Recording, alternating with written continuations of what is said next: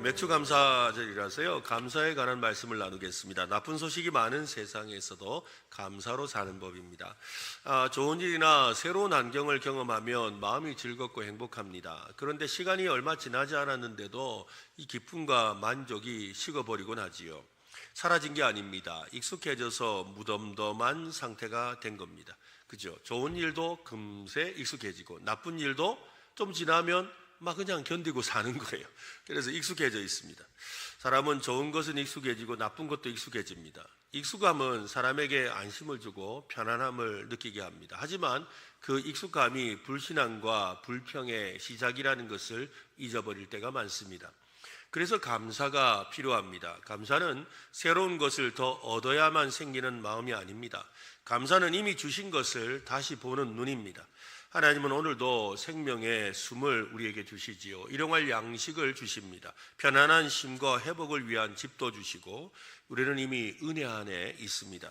하나님은 여전히 우리의 삶을 붙들고 계십니다. 감사를 잃은 것이 아닙니다. 익숙함이라는 안개가 우리의 눈을 가리고 있는 거죠.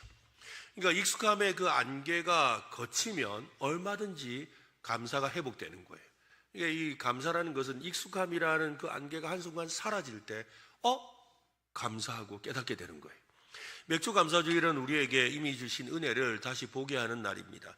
하나님, 새로운 복을 더 주십시오라고 간구하기 전에 하나님, 이미 주신 복이 얼마나 큰 은혜였는지 다시 보게 하옵소서라고 고백하는 날이라는 것입니다. 감사는 익숙해진 은혜를 새롭게 보는 믿음찬 삶의 태도입니다. 감사는 내 삶에 없는 것만 세워보는 습관에서 하나님이 이미 주신 것을 다시 세워보는 영적 훈련입니다. 감사는 지금 내 손에 있는 것만 자랑하는 시간이 아닙니다. 하나님이 나를 어디서부터 함께 하셨는지, 여기까지 오게 하셨는지를 돌아보며 고백하고 찬양하고 감사하는 시간입니다. 이 감사가 곧 신앙인 거예요. 한번 해볼까요? 감사가 신앙이다. 한 번 더 합시다. 감사가 신앙이다. 그죠? 예, 우리의 신앙의 정도를 감사로 이렇게 분별해 볼 수가 있는 거죠. 감사는 하나님이 지금도 나와 함께 하신다는 믿음의 선포이기 때문입니다. 사람은 위험한 정보를 들으면 아주 예민하게 반응을 합니다. 그것은 생존을 위해 하나님께서 우리에게 주신 그런 이 감각이지요. 한번 생각해 보세요. 숲속을 지금 걷고 있습니다. 어떤 사람이 야, 저쪽에 맛있는 저 과일이 걸려 있다. 어서 먹으러 가자라고 그래요. 근데 또 한쪽에서는 그래요. 저쪽에 무서운 맹수가 있어라고 그래요. 저쪽에 과일도 있고 맹수가 있습니다. 어느 이야기에 먼저 반응해야 되죠? 맹수입니까? 과일입니까? 과수는 안 됩니다. 과일과 맹수 같이 갈 수는 없습니다. 그죠? 예. 맹수가 먼저 생각이 돼야 되죠. 맹수 있다는 이야기를 들었는데도 무시하고 갔다가는 위험에 처할 수밖에 없지요. 그래서 우리의 이 뇌는 자동적으로 위험을 먼저 알아차리는 겁니다. 그래서 위험하다는 생각을 해서 저곳에 맛있는 거 좋은 것이 있어도 안 가게 되는 거지요. 위험을 알아차리는 감각은 생명을 지키기 위한 하나님의 그런 선물입니다. 사람의 뇌를 연구하는 과학자들은 말합니다. 사람의 뇌가 긍정적인 경험들, 아주 좋은 경험들은 여러분 후라이팬이 이렇게 미끌미끌 하잖아요. 이렇게 계란 후라이를 해도 요러저리 움직이는 이유는 그 후라이팬에 테플론 처리가 되어 있어서 그렇거든요. 아주 매끄러운 처리가 되어 있어서. 그래서 이 긍정적인 경험은 마치 테플론처럼 이렇게 그냥 미끄러져서 순식간에 사라진다는 거예요. 근데 부정적인 경험은 벨크로, 찍찍이, 그죠? 탁 붙으면 떨어지지 않는 것처럼 착 달라붙어서 안 떨어진다는 겁니다. 그러니까 가만히 생각해 보세요. 긍정적인 경험은 그냥 조금 지나면 다 사라졌는데 부정적인 경험은 계속 남아있다는 거예요. 바로 그렇다는 것입니다. 사람은 평온한 이야기보다 위기와 논란과 분노에 더 빨리 반응합니다. 각종 뉴스 기사의 제목이 상당히 자극적인 이유가 바로 여기에 있습니다. 충격, 그죠? 뉴스 헤드라인에 보면 충격, 논란, 위기, 분노, 참사. 참사라는 말은요, 실제로 쓰려면 그죠? 엄청나게 많은 사람이 죽거나 정말 형언할 수 없는 그런 일이 생겨야 되는데 조금만 있어도 뭐예요? 참사. 거기다가 대참사 이래요. 그리고 또 폭발, 그것도 아닌데 폭발했다 이러는 거예요. 실제로 폭발한 게 아니죠. 사람들이 갑자기 목발적으로 이러면서 그러는 거예요.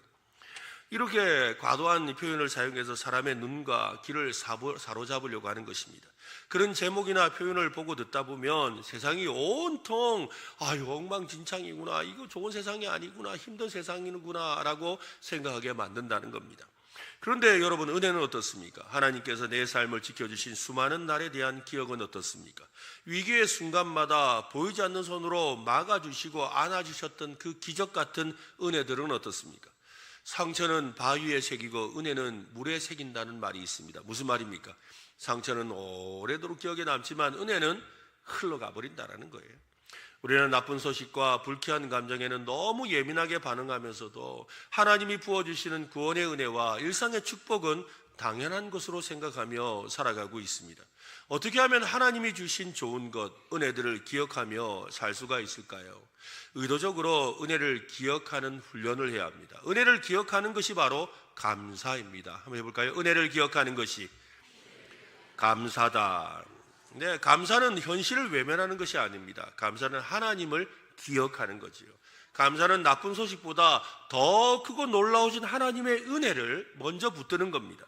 하나님은 약속의 땅에 들어가서 해야 할 일들을 말씀하셨습니다. 첫 열매를 거둔 이스라엘 백성들에게 제단 앞에 나와 감사를 드리라고 하셨습니다. 여기서 주목해야 될 점이 있습니다. 그것은 기억하고 고백하라는 것입니다. 한번 더 합시다. 기억하고 고백하라. 오늘 5절 말씀을 보십시오. 같이 읽어보겠습니다. 너는 또 내 하나님 여호와 앞에 아뢰기를 내 조상은 방랑하는 아람 사람으로서 애굽에 내려가 거기에서 솥으로 거류하였더니 거기에서 크고 강하고 번성한 민족이 되었는데, 이스라엘의 가장 부끄럽고 비참했던 과거를 끄집어내어서 기억하고 고백하게 하고 있죠. 하나님, 우리는 원래 땅 한 평 없이 떠돌던 나그네였습니다. 애굽에 내려가서는 채찍에 맞으며 벽돌을 굽던 아무 소망도 없는 비참한 노예였습니다 라고 그렇게 고백하라는 겁니다. 가장 자신의 연약했던 시절, 스스로 아무것도 할 수 없었던 그때를 기억하라는 겁니다. 그리고 나서 7절과 8절을 보십시오. 우리가 우리 조상의 하나님 여호와께 부르짖었더니 여호와께서 우리 음성을 들으시고 우리의 고통과 신고와 압제를 보시고 여호와께서 강한 손과 편팔과 큰 위엄과 이적과 기사로 우리를 애굽에서 인도하여 내셨다. 내 손에 쥐어진 처절배, 눈앞에 보이는 좋은 결과물만 보고 기분 좋습니다, 아이고 많이 가지게 되었네요, 참 좋네요, 땡큐 하나님 감사합니다 하는 것은 세상 사람들도 다 하는 그런 감정적인 반응에 불과합니다. 성경이 말하는 진짜 감사, 하나님이 원하시는 감사는 바로 이겁니다. 나쁜 소식이 가득한 세상 그 한가운데서도 나의 과거와 현재 가운데 일하고 계시는 하나님의 은혜를 기억해내는 믿음이라는 것입니다. 우리는 원래 영원히 죽을 수밖에 없는 죄인들이었습니다. 세상의 노예로 두려움과 죄악의 종으로 살아가던 자들이었습니다. 그런데 하나님께서 우리의 고통을 보셨지요.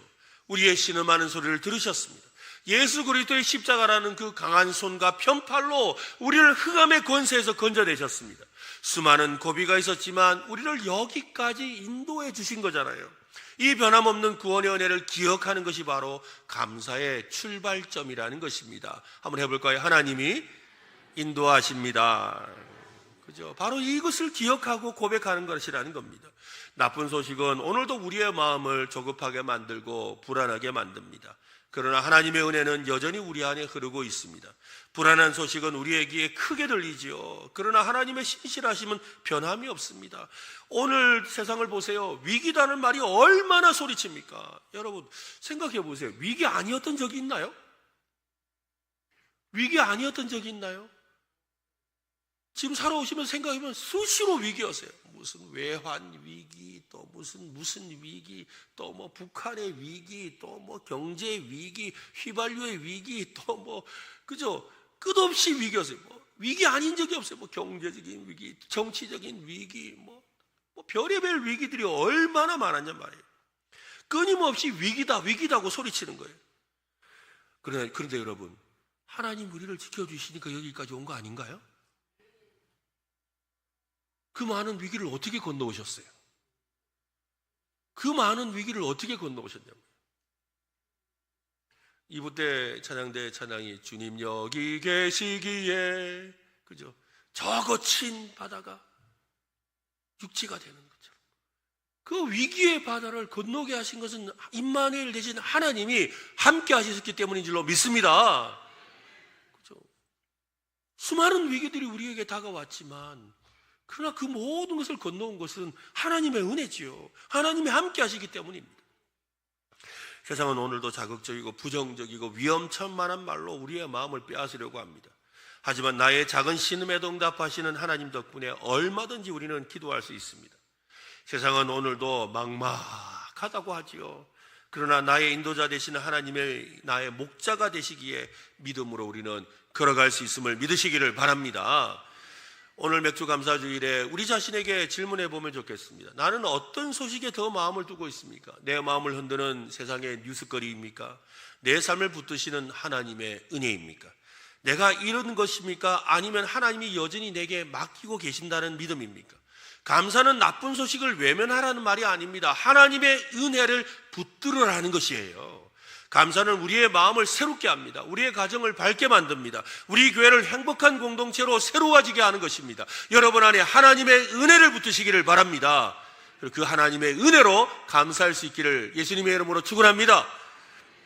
여러분, 우리가 사용하는 말 중에서 부정적인 표현과 긍정적인 표현 중에 어느 쪽이 더 많을 것 같습니까? 언어학자들의 연구에 따르면 인간이 감정을 표현하는 어휘 중에 부정적인 단어의 수가 긍정적인 단어의 수보다 월등하게 압도적으로 많다고 합니다. 짜증난다, 성질난다, 열받는다, 억울하다, 미치겠다, 답답하다, 우라통 터진다, 환장하겠다. 이처럼 불쾌함과 분노를 표현한 언어는요 매우 정교하고 다양합니다. 근데 여러분, 반면에 감사와 기쁨을 표현하는 어떻죠? 감사와 기쁨을 표현하는 단어가 뭐죠? 좋다, 감사하다, 은혜롭다, 뭐 이 정도입니다. 아니 그래도 한번 더 생각해 보면 더 있지 않을까요? 여러분, 뭐가 있을까요? 뭐가 더 있을까요? 고맙다, 그것도 좋네요. 그 뭐가 있을까요? 결국에는 사람이 생각하다가 한참 생각하다 뭘 한 줄 아세요? 참 좋다. 아니 그거밖에 없으니까 좀 더 한 번 더 구체적으로 더 표현해 보니까 진짜 좋다. 아니 그래도 더 있지 않을까요? 한 번 더 찾아보세요. 정말 좋다. 결국에는 좋다 하나밖에 없어.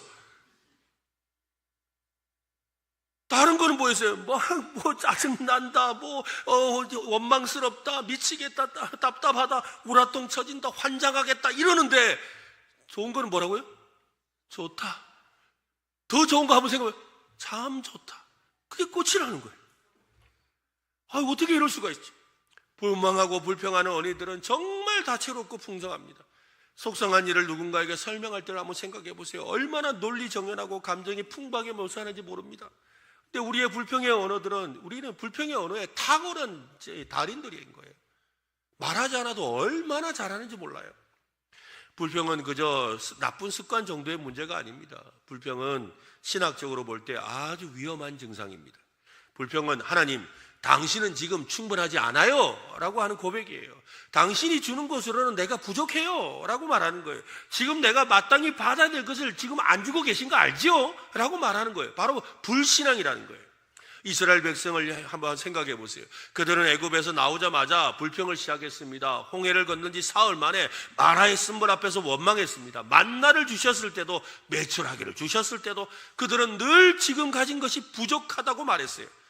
그처럼 불평은 하나님이신 은혜를 보지 못하도록 만드는 거예요. 이스라엘 백성은 광야 40년 동안 이 세 가지만 했어요.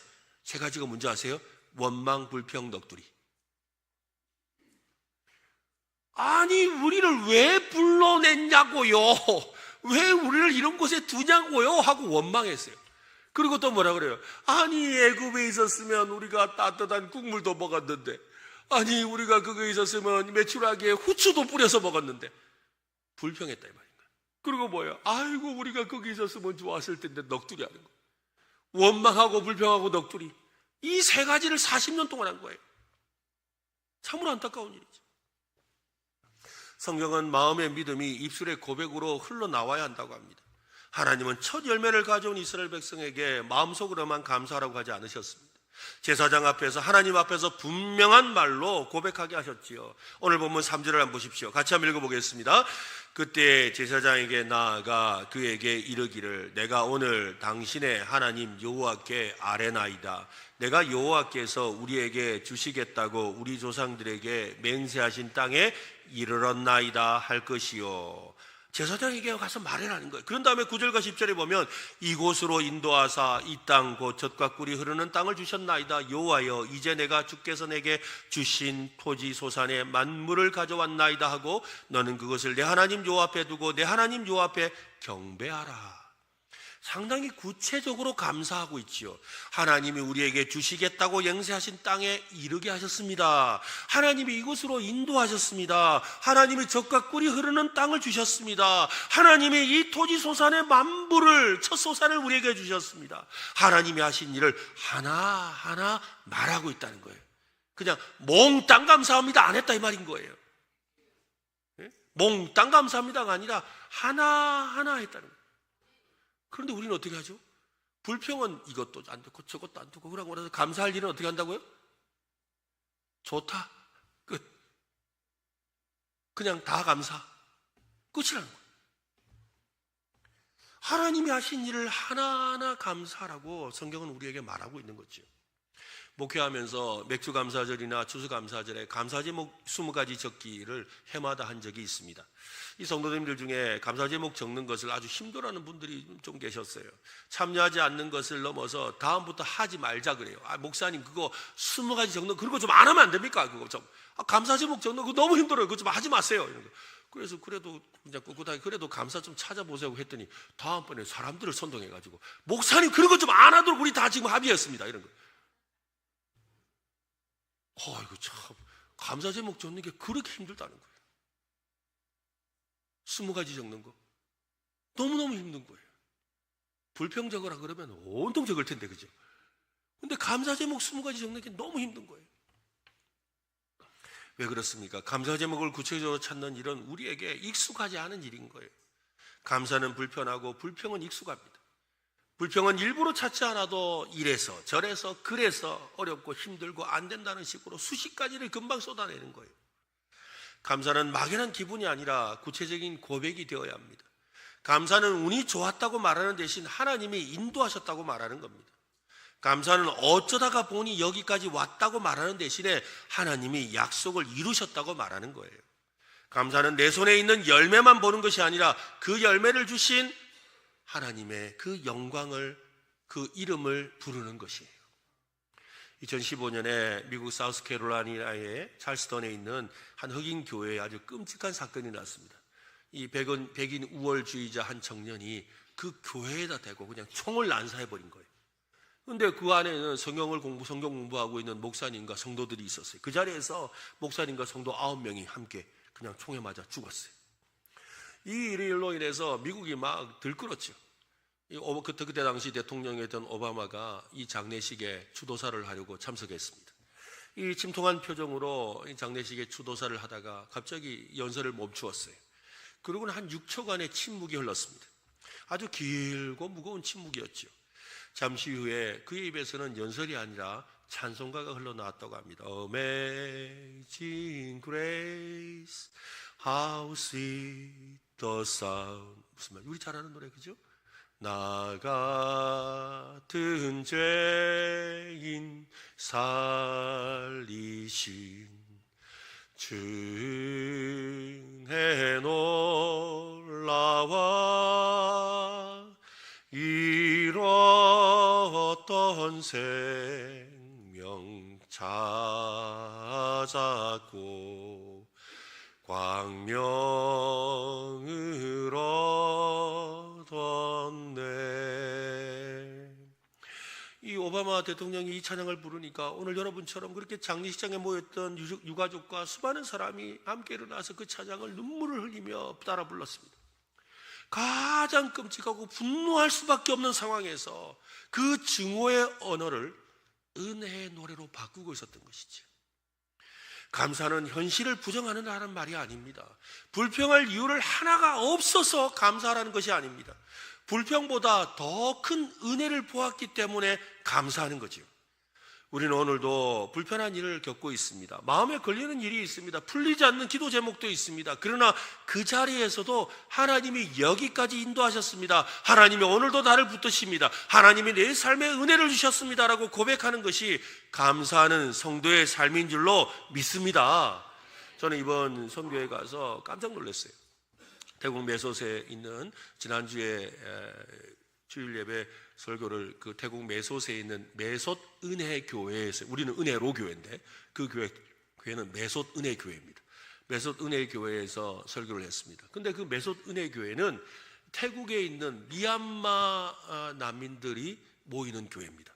그래서 미얀마어로 모든 예배를 드려요.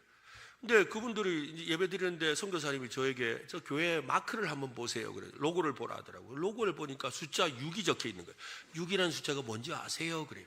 그 숫자가 뭐냐면 치앙마이에서 처음 시작한 그 은혜 교회가 6번째로 개척해 세운 교회가 이 메솥에 있는 미얀마인들을 위한 교회, 메솥 은혜 교회예요. 그런데 이 교회가요, 놀라운 사실은 그날이 16주년 설립 기념일이에요. 근데 그 설립 기념일에 제가 설교를 할 수 있도록 은혜를 주셔서 너무 영광스러웠는데요. 그 설교가 끝나고 나니까 아이들이 나오고 막 춤을 추면서 막 이렇게 뭘 행사를 해요. 예배 때 왜 저런 걸 하나 생각했죠. 나중에 들어보니까 그 교회가요, 그 메솥에 있는 그 교회가, 그 미얀마 난민 교회가 이 교회에서 6개 교회가 세워졌어요. 그래서 우리가 첫날에 갔던 체디코라는 은혜 교회도 그 교회가 세운 교회인 거예요. 근데 미얀마 난민들 얼마 벌지도 못하고 제대로 된 직장도 가질 수가 없어요. 그래서 그냥 하루보다 하루서는 사는 사람들이에요. 그리고 거처도 불안해요. 근데 그런 사람들이 함께 모여 예배하면서 또 다른 사람들을 어떻게 해요? 전도해가지고 그 사람들을 위해서 교회를 세우는 거예요. 그렇게 세워진 교회가 6교회. 그리고 아직도 전도처로 하는 교회가 3군데인가 4군데가 있대요. 10개나 되는 교회가 그 교회가 세워진 교회를 만들고 있는 거예요. 아니 어떻게 그런 놀라운 일을 하지? 자기들 살아가기도 힘든데. 근데 그 교회에 목회자를 보내게 해서 신학교를 세워서 훈련을 시키고, 또 심지어는 그 어떤 부모들이 없는 아이들도 있어요. 부모들이 데리고 피난을 나왔다가 부모들은 돈 벌러 다른 곳에 가고 아이들만 남겨놓으니까 그 아이들을 어떻게 해요? 그 기숙사를 만들어가 그 기숙사에서 애들 재우면서 그렇게 학교 공부를 시키는 거예요. 그렇게 세워서 교회들을 하고 있는 거예요. 아니 우리가 생각할 때는 이 사람들 그냥 원망하고 우리나라는 왜 이렇게 됐어? 왜 이렇게 나는 엉망진창이 돼가지고 내가 지금 남의 나라 와서 이렇게 살아야 되고 불법 체류자로 살아야 되고, 또 집에 우리 장로님하고 또 우리 권사님들하고 같이 이렇게 그 집을 방문했는데 가니까 진짜 저는 이번에도 그 집 못 들어갔어요. 왜냐면 제가 들어가면 이렇게 꺼질 것 같더라고요. 왜냐면 대나무로 얼굴설계 해놓은 집인데 그래가지고 그런 집에서 온 가족이 한 방에 그냥 살고 있는 거예요. 그런데 그 안에서 이 아이는 우리 권사님이 입양한 그 아이는 갖다가 꿈이 뭐냐니까 의사가 되는 거래요. 자기 아버지가 몸이 안 좋은데 아버지를 위해서 의사가 되는 꿈을 갖고 있다면서, 그러면서 이렇게 소망을 갖는 거예요. 그러면서 그들이 모여서 하나님을 찬양하는데 얼마나 뜨겁게 찬양을 하는지. 사실 미얀마 말, 태국 말도 모르겠는데 미얀마 말을 어떻게 알겠습니까? 그런데 거기에서 우리 성도들이 같이 참여하는데요, 우리 성도들이 나중에 하는 말이 그거예요. 무슨 노래인지 몰라, 가사를 하나도 몰라요. 그런데 성령의 임재하심이 느껴졌다는 거죠. 성령의 임재하심이 느껴져요. 성령님께서 그들의 마음에 움직이면서 감동을 주시고, 정말 무슨 말하는지 모르겠는데 그러나 그들이 뭐라고 기도하는지 느껴진다는 거예요. 정말로 초대교회의 난곳방언으로 그 말을 알아들은 것 같은 그런 은혜의 역사들이 임하는 거예요. 그런 하나님의 은혜들이 거기에 써 있는 거예요. 왜 그럴까요? 그들이 형편이 좋아서요? 아닙니다, 여러분. 하나님의 은혜. 사실 우리보다 좀 한자가 모자라요. 그들은 은혜고 우리는 은혜로인데, 그죠? 근데 그들에게 하나님의 은혜, 주 예수 그리스도의 십자가의 사랑의 은혜, 그 은혜가 그들 하여금 감사하게 만들고 찬양하게 만들고, 그런 어려운 속에서도 또 다른 사람에게 은혜를 베푸는 그 감사가 흘러넘치게 하는 역사들을 하고 있었던 거예요. 우리 가정에 이 고백이 다시 살아나면 좋겠습니다. 식탁 앞에서 반찬 이것뿐이냐는 말이 아니라, 하나님 오늘도 먹게 하시니 감사합니다. 일터에서도 왜 이렇게 힘드냐라는 말보다 오늘도 일하게 하시니 감사합니다. 교회 안에서도 아이고 이게 부족해서 라는 말이 아니라 하나님이 우리와 함께 일하신다 라는 그런 고백이 많아지면 좋겠습니다. 우리의 입술은 분위기를 만듭니다. 불평의 말은 마음을 닫게 만들지만 은혜의 고백은 마음을 열어놓습니다. 감사는 불평의 언어를 멈추고 은혜의 고백을 회복하게 하지요. 감사의 고백이 여러분의 입술에 끊이지 않기를 바랍니다. 한번 따라하겠습니다. 하나님이 하셨습니다. 하나님이 주셨습니다. 하나님이 살게 하십니다. 하나님이 은혜를 주십니다. 이 고백이 우리 가운데 넘쳐나시기를 바랍니다. 여러분, 우리 신체 중에서 감정이 가장 잘 표현되는 곳이 어디겠습니까? 그것은 바로 얼굴입니다. 그래서 얼굴에는 털이 없죠. 짐승은 털이 있는데 사람은 털이 없어요. 물론 수염은 있지만 그러나 털이 없어요. 그래서 얼굴의 표정이 다 보이는 거예요. 사람이 그래요. 야, 니 화났잖아. 그래요. 너 화 안 났는데 니 얼굴에 화났다 써있다. 그죠? 니 자꾸 왜 웃는데? 안 웃는데 니 얼굴이 웃고 있거든. 그죠? 얼굴에 다 표현되는 거예요. 여러분, 왜 얼굴에 표현될까요? 감정은 전달되기 때문인 거예요. 누군가가 크게 웃으면 나도 모르게 미소가 생깁니다. 누군가가 울면 내 눈에 눈물이 고입니다. 분노하는 사람이 많은 공동체는 분노가 퍼지고, 불평이 많은 사람들 가운데는 어떻게 해요? 불평이 더 넘쳐나는 거예요. 반대로 감사하는 사람이 있는 공동체는 감사가 퍼지고, 기쁨을 나누는 사람들이 있는 가정은 기쁨이 풍성해집니다. 내가 감사하면 내 마음만 밝아지는 것이 아니라 누군가의 마음도 밝아지게 하는 거예요. 누군가의 영혼을 다시 하나님을 바라보도록 만드는 것이지요. 그래서 하나님은 함께 감사라고 하는 거예요. 참 선교라는 게 그래서 참 좋은 것 같아요. 정말로 저 사람들 어떻게 감사하겠나 싶은데 그 사람들의 모습을 보면서 오히려 내가 감사가 넘치는 거예요. 그 은혜가 우리 속에 있는 거죠. 오늘 본문도 바로 하나님이 그렇게 말씀하세요. 11절 말씀을 한번 보세요. 같이 읽어보겠습니다. 내 하나님 여호와께서 너와 내 집에 주신 모든 복으로 말미암아 너는 레위인과 너희 가운데 거류하는 객과 함께 즐거워할지니라. 첫 열매는 하나님께 드리는 예물이면서 동시에 공동체를 살리는 은혜의 통로입니다. 하나님은 이스라엘 백성에게 복을 주실 때 그 복이 한 사람의 창고에 갇혀 있기를 원하지 않으셨습니다. 하나님 주신 복은 집안의 기쁨을 만들고 예배의 자리를 세우고 연약한 사람의 이웃의 식탁에까지 이르게 되지요. 감사는 예배의 언어이면서 또한 삶의 언어입니다. 하나님은 너와 내 집에 주신 복이라고 말씀하셨습니다. 하나님이 나에게 복을 주시고 내 집에 복을 주십니다. 하나님은 우리의 가정에 양식을 주시고 삶의 터전을 주시고 일할 힘을 주시고 예배할 은혜를 주시지요. 그 다음이 중요합니다. 그 복으로 말미암아 레위인과 너희 가운데 거류하는 객과 함께 즐거워할지니라. 하나님이 주신 복은 예배를 섬기는 레위인에게만 흘러가고 땅이 없고 의지할 곳이 없는 약한 객에게만 흘러가야 하는 것이죠. 하나님은 감사의 자리를 개인에서 공동체의 기쁨으로 넓히라고 하시는 겁니다. 첫 열매를 드리는 사람을 생각해 보세요. 그는 자기 집으로 돌아가 가족과 함께 즐거워합니다. 수고의 열매를 맛보며 기뻐합니다. 하나님은 그 기쁨의 범위가 넓어지기를 원하시죠. 너만 즐거워하지 말아라. 내 집만 즐거워하지 말아라. 레위인도 함께 즐거워하여라. 내 가운데 있는 객도 함께 즐거워하여라. 하나님은 감사하는 사람의 시야를 넓히십니다. 그 식탁을 보게 하시고 동시에 비어있는 이웃의 식탁을 보게 하시죠. 내 자녀의 웃음을 보게 하시고 동시에 외로운 사람의 얼굴들을 보게 하시는 거예요. 아까 말씀드렸던 메솥 은혜교회가 그렇게 많은 교회를 세울 수 있었던 것은요, 다른 게 아니에요. 자기들보다 조금 더 어려운 사람들을 본 거예요. 그래서 그 사람들을 돕기 위해서 교회를 세우고 그리고 그 교회에서 학생들을 가르치는 거예요. 왜냐하면 불법 체류자니까 학교를 갈 수가 없어요. 그래서 그 아이들을 가르치는 거예요. 그 가르치는 그 아이들이 우리가 입양한 아이들이에요. 우리가 그렇게 입양해서 그 아이들을 섬기게 하신 것 또한 하나님의 은혜죠. 우리 은혜로 교회가 우리 교회 규모 이상으로 우리가 많은 아이들을 입양하고 섬기고 있어요. 이거 참으로 귀한 일입니다. 얼마나 귀한지 모르겠어요. 정말로 우리가 섬기는 그 일을 통해서 아이들이요 공부하고 또 배불리 먹고 또 그러고 나서 또 꿈을 꾸고 또 성장하는 것을 우리가 보고 온 것이지요. 여러분, 그렇습니다. 우리가 받은 은혜를 나누는 삶이 감사를 넘치게 하는 줄로 믿습니다.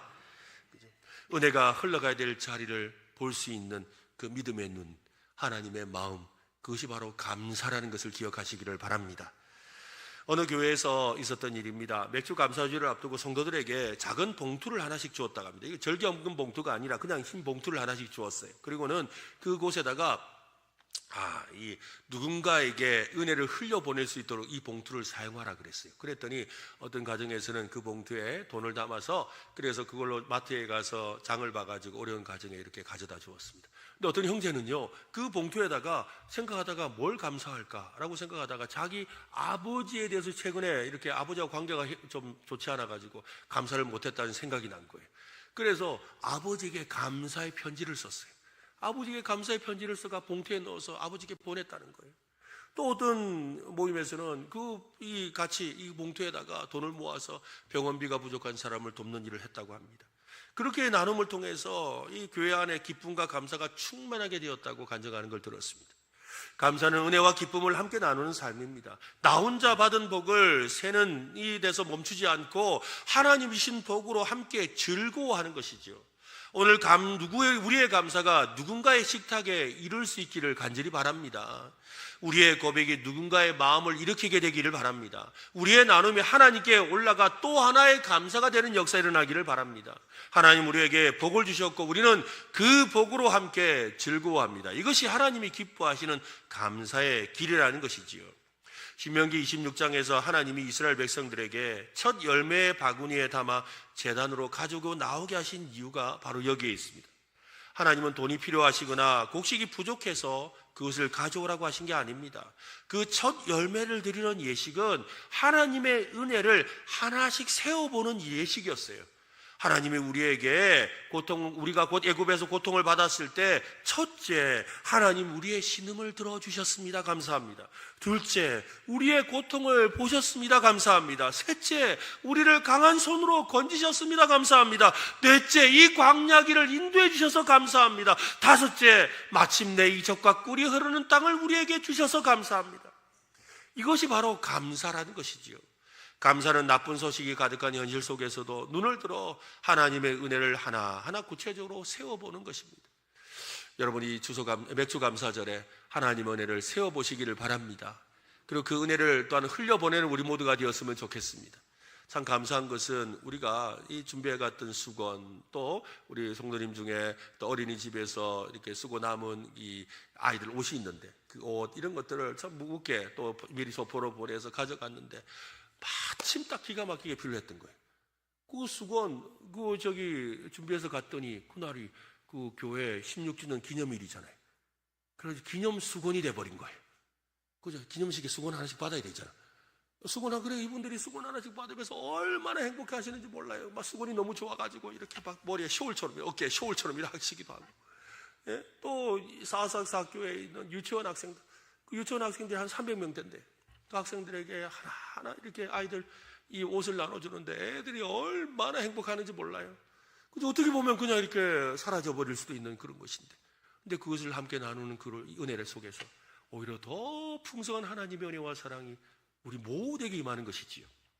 여러분은 매일 무엇을 세고 있습니까? 세상이 들려주는 나쁜 소식들을 세고 있습니까? 나를 상처 입힌 사람들의 허물을 세고 있습니까? 불평과 원망을 세든 손가락을 접고 하나님의 은혜를 세워보는 오늘 저와 여러분 되시기를 바랍니다. 나를 살리기 위해 아들을 내어주신 그 십자가의 은혜를 헤아려 보는 이 맥주 감사절 되시기를 예수님의 이름으로 축원합니다.